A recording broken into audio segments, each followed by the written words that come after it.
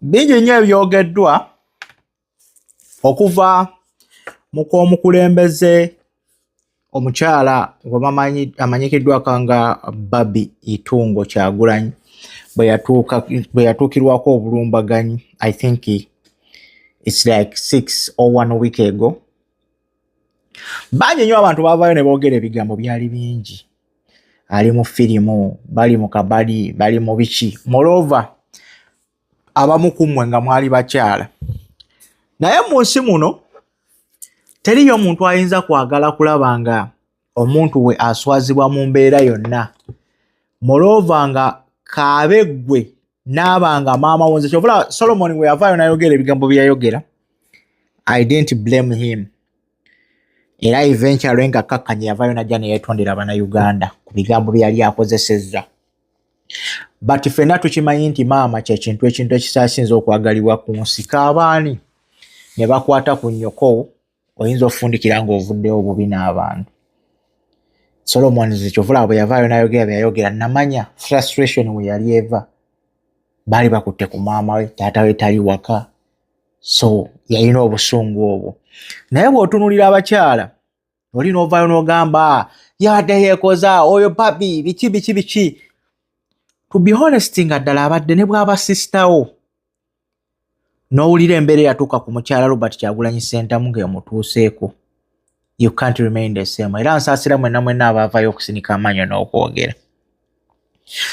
Ekyewuunyisa, ebyamukolebwako ne byeyannyonnyola mu katambi ng'agezaako okwogera, ekiseera mwe yabyogerera obutambi obwo mwabulaba kuba kwe buli ku mutimbagano. Yavaayo n'abannyonnyola ebintu byonna nga ebyali mutuusiddwako abasajja nga bwe baali. She narrated a whole story, and one of the evidence has started to surface. Just of recent, CDF yasoose n'aposting ekifaananyi nga ebintu ebimu ebiri mu kifaananyi ekyo ddala bituufu omukyala Barbie Kyagulanyi yabyogerako nga biri evident. Bw'ozzaayo eddoboozi n'owuliriza bye yayogera. Nadde nyambadde nayiti ya Tata Solomon ne bayika kubanga ennaku zino mbadde nina ekyebikiro nga nina feeling kijja kubaawo. Baba twegezzaamu bulungi nansitula. Babadde basajja bakanyama, basajja bafaanagana. Balina obuwanvu bwe bumu. Newe nabadde ntunula wansi nga bayitawo ng'olaba balina ne size. Bw'owuliriza bye yayogera ne byannyonnyola, bikulaga ekifaananyi ekitu n'abasajja engeri gye baakola ki, gye baali beeyisaamu. Yakunnyonnyola anayiti mwe yali, abasajja emmundu ze baali bakutte, n'ebigenderwako ng'ebyo ku fulo kwe yali atudde, na buli kimu abasinga ne bamuyita katemba. Kati CDF atandise okuriviiringa obumu ku bujulizi obwatuukawo ku lunaku olwo. Kino nno kikuwa kyakuyiga kiggwe n'Omunnayuganda ali eyandaba. Tuleke kutwala situation z'abantu bannaffe oba Bannayuganda bannaffe ze bayitamu ne twagala tuzikozese for likes and views.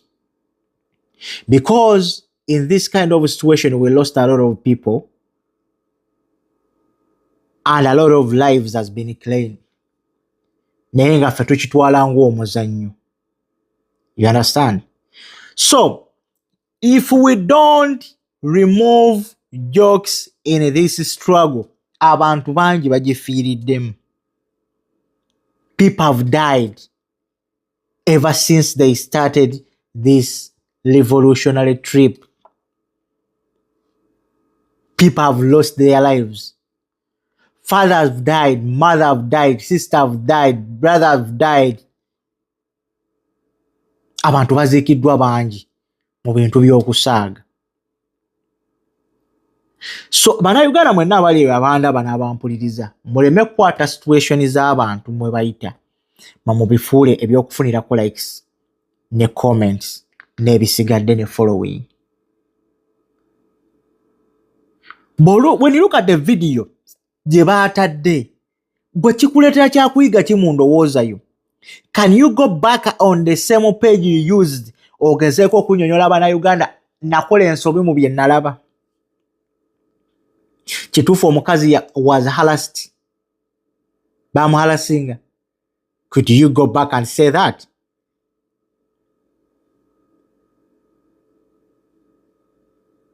So let us not use this as an advantage to gain likes, to gain following. This is a serious matter. This is an issue of life and death. Bobby Wine right now as we speak is on a run, trying to run for his life. He sleeps here today, the next day there, the next day there, the next day there. He doesn't have a specific place where he settles. Because he's a money hunt. He knows they are hunting for him. Though aba government yabenjawulo batandika okugamba teriayiga Kyagulanyi mumugamba adde wawe because ebitya, but you keep on saying all of that naye temujja magye wakaawe. Still mukyalemezaawo amagye,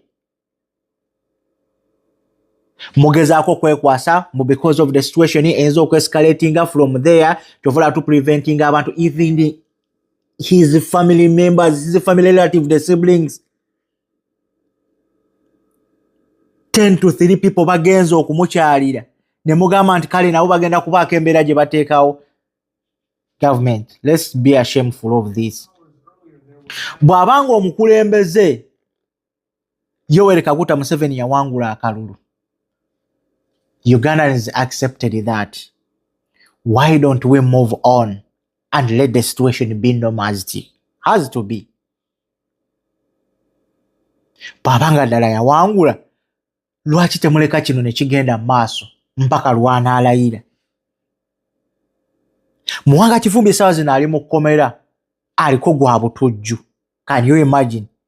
And yet 10 people were killed nga bwe yatunyonyola mu Katambi from his home mu garage, ne babakuba amasasi ne babatta. Police hasn't yet come out to tell us what was the cause of these people to shoot all those people. Kibagamba nti baali bakutte amajambi abagala kulumba Kale Center. Imagine. But mu byonna ebyayogerebwa tetunaba kulabako evidence ya bijambi nti baali batebolinze ebyokulwanyisa amajambi age baligenda okulumbisa gaagano. We haven't seen that. Naye abantu baafa. Ng'omusajja akyali mu trauma, bamukutte. Bamaze omukwata, bamwambazza kyabwa terrorist mutujju. Uganda, where are we going? Bino byonna byonna okutuuka ku bantu. Tukwegayirira Mwami Museveni nga tusinziira wano. Mujjeewo okulonda. And let people be in their lane. Let them exercise their rights whatsoever. Ze musobodde okubawaako rights zibaba banyumirwa. Than abaana babandi okubeera mu makomera. Over 500 people were arrested after the campaign. Abamu babatadde, abalala bagaanye okubanga babata. Emmata abantu bawadde okugibalaatira mu bubalaatizi. Buno bulamu bw'abantu. Abantu abatunuuliddwa famire zaabwe zigenda kunnyonnyolwa zitya? Bino bigenda mu maaso bigenda kukoma ddi?